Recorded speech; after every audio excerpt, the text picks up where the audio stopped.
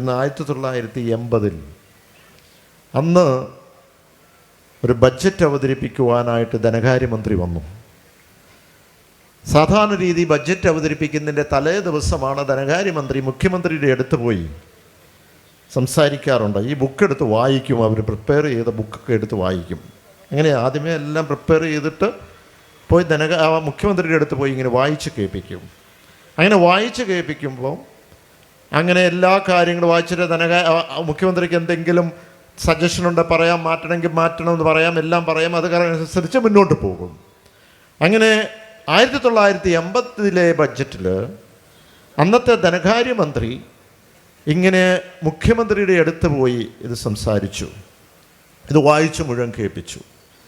വായിച്ച് മുഴുവൻ കേൾപ്പിച്ച് കഴിഞ്ഞ് അതിൻ്റെ ഇടയ്ക്ക് പറഞ്ഞു, കേരളത്തിൽ ഇവിടെയുള്ള കർഷക തൊഴിലാളിക്ക് ഒരു ക്ഷേമ പെൻഷൻ അവതരിപ്പിക്കാൻ പോവുകയാണ് എന്ന് പറഞ്ഞു. അന്നേരം മുഖ്യമന്ത്രി ആ ധനകാര്യമന്ത്രിയെ കെട്ടിപ്പിടിച്ചിട്ട് പറഞ്ഞു, കേരളം ഉള്ളത്തോളം കാലം ഇത് ജനങ്ങൾ ഓർത്തിരിക്കും, അത് ചരിത്രപ്രധാനമായി മാറും എന്ന് സൂചിപ്പിച്ചു.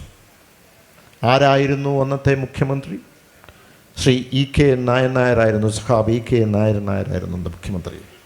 ആരായിരുന്നു അന്നത്തെ ധനകാര്യമന്ത്രി? ശ്രീ K.M. മാണിയായിരുന്നു അന്നത്തെ ധനകാര്യമന്ത്രി.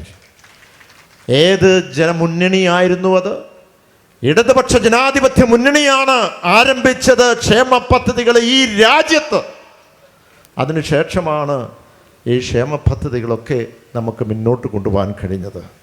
അതിനുശേഷം വിവിധ ക്ഷേമ പദ്ധതികൾ വന്നു. ഞാൻ പറഞ്ഞത് ഈ ക്ഷേമ പദ്ധതികൾ ഏറ്റവും കൂടുതൽ രാജ്യത്തുള്ളത് അത് കേരള സംസ്ഥാനത്താണ്.